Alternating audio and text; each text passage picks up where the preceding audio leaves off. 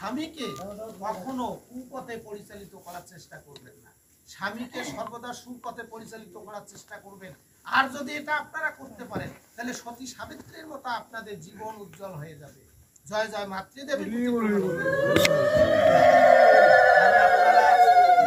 সাবিত্রীর কাহিনী শুনেছেন, যিনি মৃত স্বামীকে যমরাজের কাছ থেকে ফিরিয়ে এনেছিলেন, তিনি যদি পারেন আমাদেরকে পারতে হবে, আপনাদেরকেও পারতে হবে।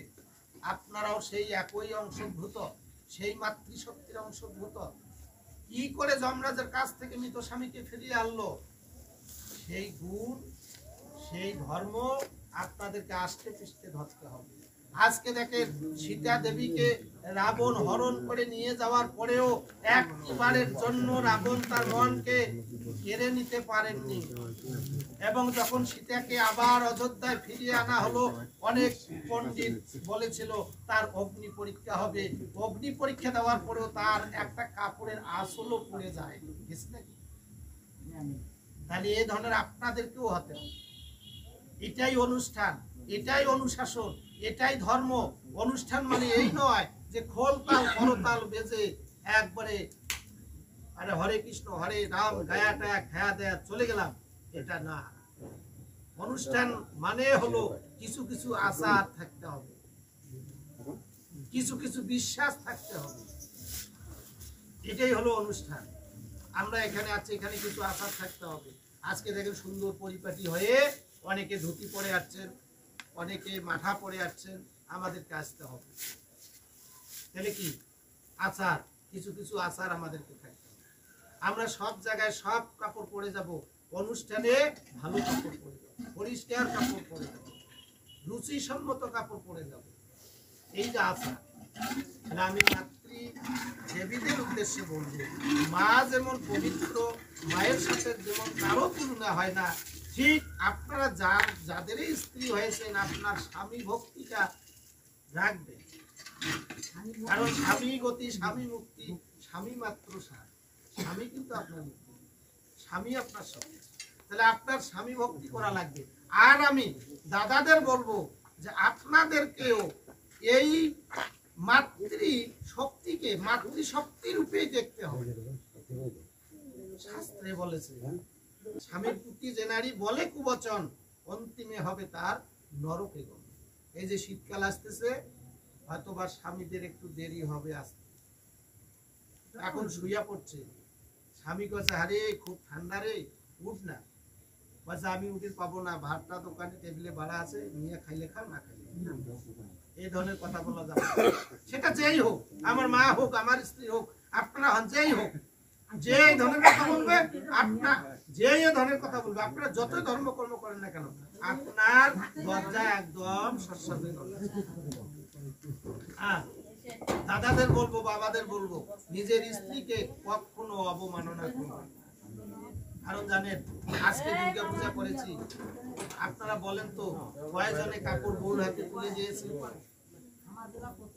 আচ্ছা, আপনাদের স্বামীরা কাপড় তুলে দিয়েছে? কাপড় দেয় নাই।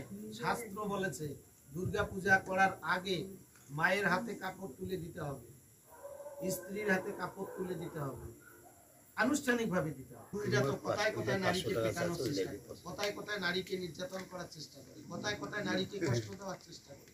কখনো এই কাজটা করবেন না, নারী যাতে কষ্ট না পায় এই ধরনের কাজ করবেন। আর নারী কষ্ট পায় এই ধরনের কাজ করা যাবে না। হ্যাঁ, ভুল ত্রুটি হতে পারে, সেটা ভালোবাসার মধ্য দিয়ে, সেটা ভালো আচরণের মধ্য দিয়ে সমাধান করে নেবেন। সব পারিবারিক ধর্মীয় শিক্ষা এখান থেকেই কিন্তু আমরা ওই নারীও ভালো হবে, পুরুষও ভালো। কারণ যখন রামচন্দ্রের বিয়ে হলো সীতা দেবীর সাথে, সীতা কার মেয়ে? রাজা জনকের মেয়ে। সেখানে তুমি যাচ্ছ, বন্ধু বান্ধবকে ছেড়ে সেখানে তুমি যাচ্ছ, বাবা মাকে ছেড়ে সেখানে তুমি যাচ্ছ। সেখানে গিয়ে তোমার শ্বশুর শাশুড়িকে নিজের মায়ের মতো দিয়ে, শাশুড়ি যেমন করবে তুইও তেমন করবি, তোর ননদ যেমন করবে তুইও তেমন করবো, তোর দেবর যেমন করবে তুইও তেমন করবি। আমি হাত জোর করে অনুরোধ করবো, মাতৃশক্তিকে এই ধরনের পরামর্শ কোনোদিনও দিবেন না। তাহলে ওই পরিবারটা ধ্বংস হবে, আপনার মেয়েও কোনোদিনও সুখে সংসার করতে পারবে না। তাই আমি বলবো যে সকল বোনেরা এখানে রয়েছেন, অনেকেরই বিয়ে হয়ে গেছে, অনেকেরই বিয়ে হয়নি, এই একটা পরামর্শ নিয়ে যাবেন যে ৭ সাগর ১৩ নদী পাড়ি দিয়ে বন্ধু বান্ধবকে ছেড়ে যেমন আপনি একটা জীবন সঙ্গী পেয়েছেন, তেনার সাথে, তেনার পরিবারের সাথে নিজেকে একটা ভক্তিমতী সেই সতী সাবিত্রীর মতো নিজেকে প্রতিফলিত করবে, তোমার জীবন ধন্য হবে, তোমার পিতৃকুলকেও তুমি উজ্জ্বল করবে। কারণ এমন জীবন তুমি করিও গঠন, হাসিবে তুমি কাঁদিবে ভুবন। ওই পরিবারে যখন মেয়েটা বিয়ে হয়ে যাবে, আর ওই মেয়েটা যদি সেই পরিবারের মন জয় করতে পারে, সেই প্রতিবেশীর মন জয় করতে পারে, পরিবারও বলবে যে এটা আমার বউ না, এটা আমার মা। শাশুড়িও বলবে এটা আমার মা, শ্বশুরও বলবে এটা আমার মা, ননদও বলবে এটা আমার বোন, এটা আমার ভাইয়ের স্ত্রী না, প্রতিবেশীও বলবে যে না অমুকের বউটা খুবই ভালো, খুবই ভদ্র। তাহলে কি অর্জন করলেন? সুনাম অর্জন করলেন। আপনি সুনাম অর্জন করলেন, সাথে সাথে বলবে যে বাপ মা ভালো হলে সবাই ভালো। তাহলে বাপ মার গুণ হলো না, বাপ মার সুনাম হলো না। তাহলে আপনি দেখেন দুইটা পরিবারকে কি করলেন, সুনামে নিয়ে গেলেন। একদিকে স্বামীর পরিবার, অপরদিকে নিজের বাবা মার পরিবার।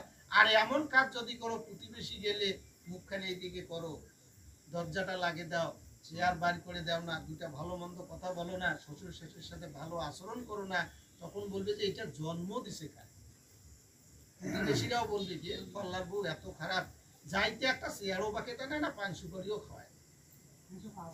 এ কবে যে ওটার বাংলা খারাপ মানে স্বভাব খারাপ। তাহলে এ কুলো গেল, ও কুলো গেল, তাহলে আপনাকে দিয়ে আমার লাভটা কি হলো? শ্বশুর কুলো খায়া ফেলালেন, পিতৃকুলো খায়া ফেলাইলেন। আমি অনুরোধ করব বাবারা, ভাইয়েরা যারা আছেন, বাড়িতে একটু পান সুপারি জোগাড় দেবেন। হয়তো আপনার বউ বাড়িতে আছে, পাড়া প্রতিবেশীরা আসবে, একটু পান সুপারি খাওয়াবে, আপনারও শুনে। আর যদি খালি খালি মানুষকে পাঠাতাম, বলবে যে এত কিপটা ও বংশ সারাই করা যাবে, পান সুপারিও খায়। উভয়কেই কিন্তু কি করতে হবে, সামলিয়ে নিতে। এই যে আমাদের পরিবার, এই পরিবার ধর্মটাকে কিন্তু আমাদের কি করতে হবে, মেনে চলতে। ব্রাহ্মণ ক্ষত্রিয় বৈশ্য শূদ্র ধরণী পথে স্বধর্ম তৎপর বিষ্ণু মারা ধায়। আজকে দেখেন, যখন উপনয়ন দীক্ষিত হবেন, তারপর যখন আবার দীক্ষিত হবেন বিষ্ণু মন্ত্রে, তখন আপনি যখন বিষ্ণুর আরাধনা করবেন, বিষ্ণুর উপাসনা করবেন, তখন আপনার কি যে ব্রাহ্মণ ক্ষত্রিয় বৈশ্য শূদ্র, আপনারা জানেন না আমাদের কয়টা বর্ণ? 4টা বর্ণ, ব্রাহ্মণ ক্ষত্রিয় বৈশ্য শূদ্র। আজও আছে কি সমাজে? আছে। এটা যার যে কাজ, যার যে ধর্ম, সেটা কিন্তু করা লাগে। ব্রাহ্মণ ব্রাহ্মণের কার্য করবে, ক্ষত্রিয় ক্ষত্রিয় কার্য করবে, বৈশ্য বৈশ্যের কার্য করবে, শূদ্র শূদ্রের কার্য করবে। শ্রেয়ান ও স্বধর্ম বিঘ্ন পরধর্মার সমষ্টিতা স্বধর্মে নিধনাং শ্রেয় পরধর্ম ভয়াবহ। তাই তো ভগবান গীতায় অর্জুনকে বলেছেন, হে অর্জুন, তুমি নিজের ধর্ম পালন করো, এটাই তোমার কাছে শ্রেষ্ঠ। অপরের ধর্ম ভালো না, অপরের ধর্মে মৃত্যুই হবে, কোনো শান্তি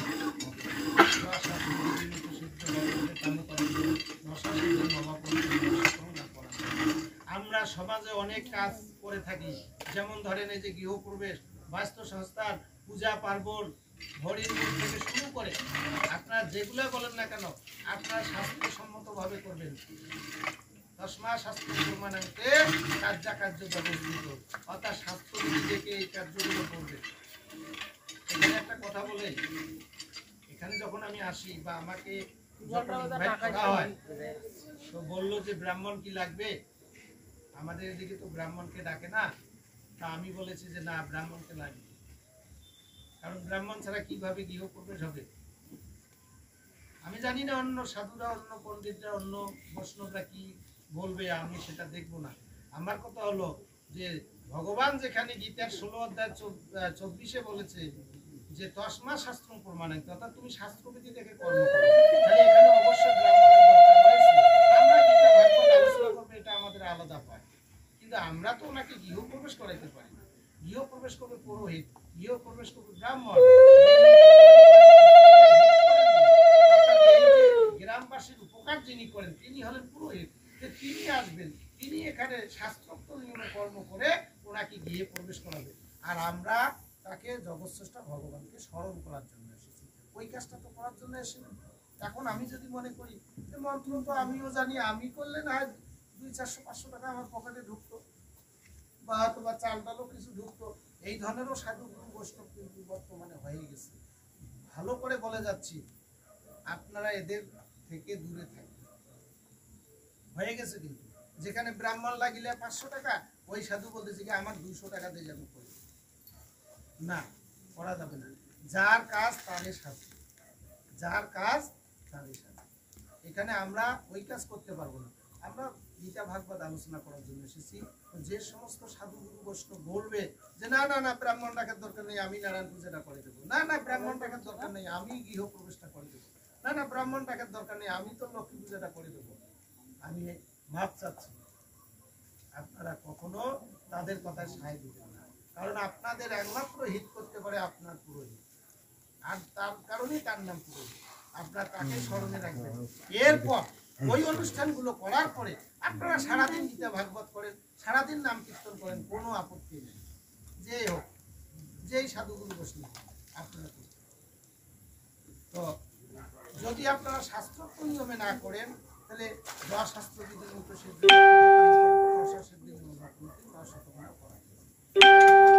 হবে না, শান্তিও হবে না, কার্যটাও সুষ্ঠুভাবে সমাপ্ত। যাই হোক, রাত গভীর হচ্ছে, আর আমার মনে হয় আলাপ আলোচনা দীর্ঘই করা ঠিক না।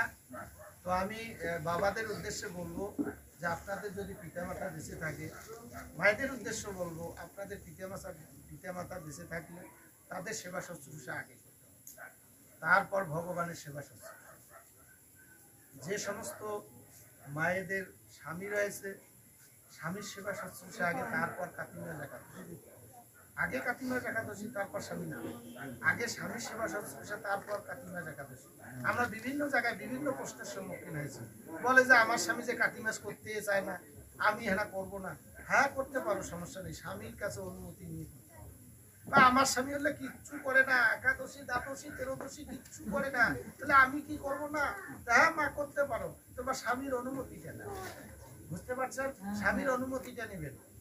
বিশ্বহরা গান তো সবাই শুনতে যান না, কিন্তু বিশ্বহরা গানের আসল যে সারমর্মটা কে কয়েকজন ধরে আনতে পারছেন বা কয়েকজন ধরেছেন, সেখানে বেহুলা কি বলে, তার স্বামীকে কি বলে, ওগো প্রাণনাথ, ওগো প্রভু, আর আপনারা কি বলেন, ওই তুই করে যাস। যদি বেঠিক বলছি বলেন যে এটা ভুল হয় না, মুই তুই অমুক তমুক পয়সা পড়ে গেছিল। আর বিশ্বহারা গান খালি চোখের জল দিয়ে হ্যাঁ করে শুনতেছেন, আর বেহুলা কয়েছে ওগো প্রাণনাথ, আর আপনারা আসেন আপনারা প্রাণনাথ করতে পারেন না। আর বাবাদেরও বলি, এরাও আবার কি তুই করে যাস, এটাও বলা যাবে না। ওই যে লক্ষিন্দার যে ভাষাটা প্রয়োগ করছে, হ্যাঁ সেই ভাষা প্রয়োগ করতে হবে। প্রাণের প্রিয় রাধাকৃষ্ণ যে ভাষাগুলো প্রয়োগ করছে, আমাদের সেই ভাষা প্রয়োগ করতে হবে। লক্ষ্মী নারায়ণ যে ভাষাগুলো প্রয়োগ করছে, শিব পার্বতী যে ভাষাগুলো প্রয়োগ করছে, এই ভাষাগুলো প্রয়োগ করতে হবে। আর একটা কথা বলে শেষ করব, অনেক সময় লেখা থাকে কি, ভাই বড় ধন রক্তের বাতন যদিও পিত হয় নারীরও কারণ। এটা একটা সিম্পল উদাহরণ দিলাম, কারণ নারীর কারণে সংসারটা নষ্ট হয়ে যাচ্ছে, পরিবার নষ্ট হয়ে যাচ্ছে। আর এই নারীকে নাচাচ্ছে কে? যেমন আমাদেরকে ঈশ্বর নাচাচ্ছে, ঈশ্বর সর্বভূতানাং হৃদ্দেশ অর্জুন তিষ্ঠতি রামায়ণ সর্বভূতানি যন্ত্রী মায়া। ভগবান আমাদেরকে নাচাচ্ছে, আমরা তেমন ভাবে নাচতেছি। আর মহিলাটাকে কে নাচাচ্ছে বাবা বলেন তো? তার নিচে যদি আমি মনে করি, যদি কোনো শ্বশুর শাশুড়ি, মানে এক কথা ওই বোনের মা বাবা যদি তার মেয়েকে ভালো পরামর্শ না দিয়ে কুপরামর্শ দেয়, তাহলে তারা নাচাচ্ছে। কিন্তু আমি একটা কথা বলবো, সাবধান। আপনারা সতীর কথা শুনেছেন, সতী অর্থাৎ পার্বতী, সতী দেহত্যাগ করার পরে উমা দেহত্যাগ করার পরে পার্বতী, অর্থাৎ আমরা যে দুর্গার আজকে আরাধনা করে থাকি, তো এই সতী ছিল প্রথম। সতীর স্বামী ছিল ভোলানাথ শিবশঙ্কর, তিনি শ্মশানে মাসানে থাকেন। এখন এই সতী কোনো ক্রমে শিব সম্পর্কে পছন্দ হয়ে গেছে, তিনি তাকে বিয়ে করবেন। কিন্তু দক্ষ রাজা, না, আমি এই শ্মশানে মাসানে থাকে যার বাড়ি ঘর নাই তাকে মেয়ে দেব না। কিন্তু মেয়ে কি করলো, তার মায়ের সাথে শেয়ার করে তিনি ওকে মাল্যদান করবেন, ওকে স্বামী হিসেবে গ্রহণ করে নিয়েছেন। কিন্তু দক্ষ রাজা মেনে নিতে পারল না। দক্ষ রাজা যখন যজ্ঞ করবে, তিনি কি করলেন, সব সময় ওই জামাইকে, যে বাবা এটা কি তোর জামাই না, আমি কি তোমার মেয়ে না, তাহলে আমার স্বামীকে তুমি নিমন্ত্রণ না করে কি করে যজ্ঞ করতে পারো? বলে না, শ্মশানে মশানে যারা থাকে আমি তাদের নিমন্ত্রণ করবো না, যার বাড়ি নেই, গাড়ি নেই, ঘর নাই, তাকে নিমন্ত্রণ। এভাবে যখন তার মেয়েকে বলা শুরু করলো, তার মেয়ে বলল যে আমার স্বামী নিন্দা আমি সহ্য করতে পারবো না। ওই যে কীর্তনীয়রা গায় না যে কি গুরুর নিন্দা, এ ধরনের একটা গায় না, যে গুরুর নিন্দা যেখানে হয় সেখানে থাকা যাবে না, এরকম। তো উনি বলল যে আমার স্বামীর নিন্দা হচ্ছে, আমি এখানে থাকতে পারবো না। আমিও প্রতিজ্ঞা করলাম, আমিও যদি দক্ষ রাজার মেয়ে হতে পারি আমি এইখানে দেহ থাকবো, কারণ তার স্বামী নিন্দা হয়, বা যেখানে স্বামী নিন্দা হয় আমিও এইখানে দেহ ত্যাগ করবো। সতী দেহ ত্যাগ করলো। এই খবর শিবের কাছে চলে গেল। শিব ছুটে আসলো সেখানে, এসে একবারে সব কিছু তছনছ করে দিয়ে কি করলো, দক্ষ রাজার মস্তক ছিল। এটা কেমন হয়ে গেল? তখন অনেক অনুরোধ বিনোরোধ করে শিবকে বলা হলো যে তুমি দক্ষ রাজাকে জীবিত করে দাও। আপনারা তো সকলেই শুনেছেন, গণেশের মস্তক দেওয়ার পরে হাতির মস্তক দেওয়া হয়েছে, দক্ষ রাজার মস্তক ছেদন হওয়ার পরে কার মস্তক দেওয়া হয়েছে? মায়েরা বলে তো বুঝতে পারবেন? ওই দক্ষ রাজার তখন ছাগলের মাথা এনে দেওয়া হলো।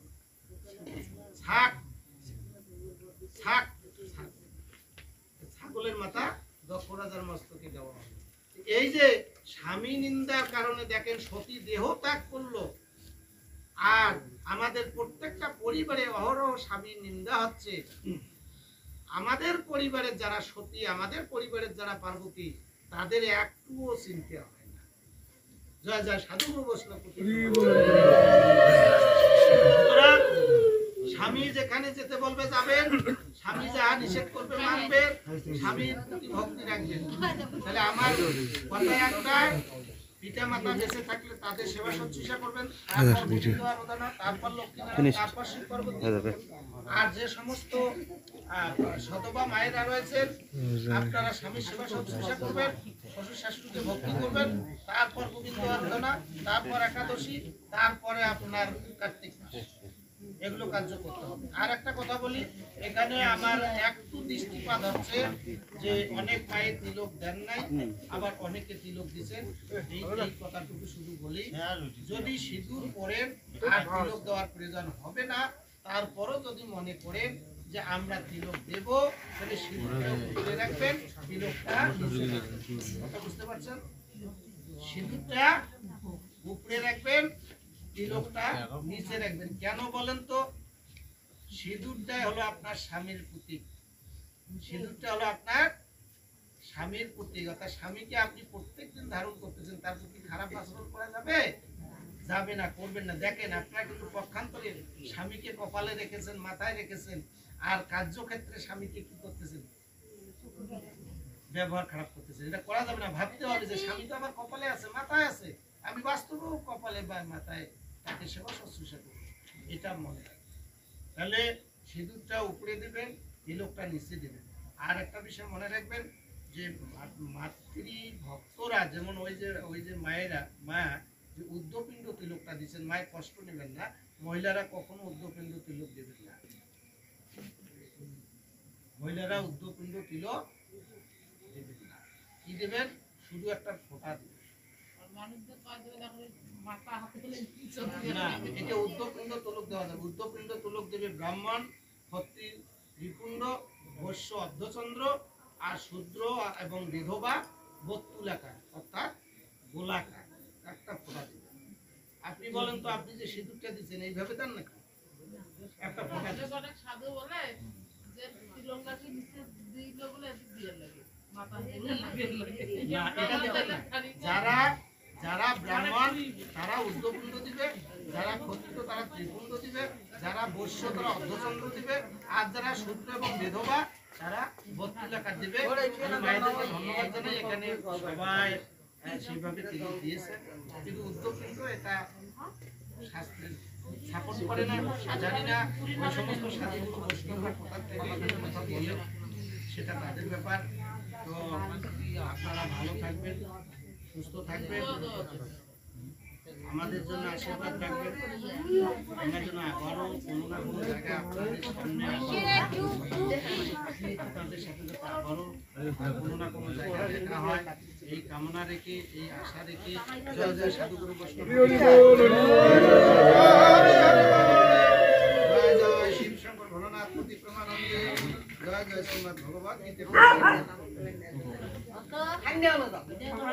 গঙ্গা চ গীতা সাবিত্রী সীতা সত্তা পতিব্রতা ব্রহ্মাবলী ব্রহ্মবিদ্যা ত্রিসন্ধ্যা মুক্তিজ্ঞানী অদমতা সীতানন্দা ভবাঙ্গিনী কান্তিনাশিনী বিদত্রয়ী পরমানন্দ তথার্থ জ্ঞানমঞ্জুরি সর্বে সুখিনো ভবন্তু সর্বে সন্তু নিরাময়া সর্বে ভদ্রাণি পশ্যন্তু মা কচ্চিৎ দুঃখ ভাগ ভবেৎ। ওম শান্তি, ওম শান্তি, ওম শান্তি। গৃহপ্রবেশ শান্তি, গীতা ভাগবত পাঠ শান্তি, ভক্তের হৃদয় শান্তি। ওম শান্তি। জয় ও শ্রীকৃষ্ণ প্রমানন্দে।